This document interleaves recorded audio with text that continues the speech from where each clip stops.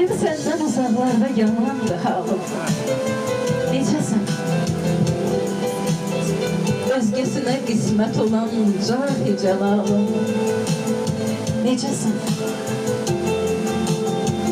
Yalana döndü gerçəyi. Ay gözəlim, ay göyçəyim.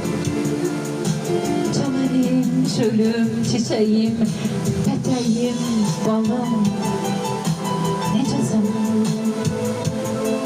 Daşam yolun üstə bitən, nəsildir anlamaz yetən, gözü könlü dil ötən, dilləri lalım. Necəsən? Zərziban, ləlim, gövhərim, yaqut, yəmən, simuzərim, barmaqlarım bəxtəbərim, başı bəlalım.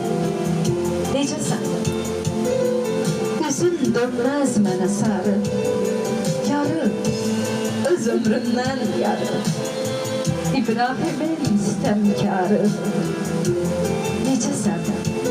Zalım, necəsən?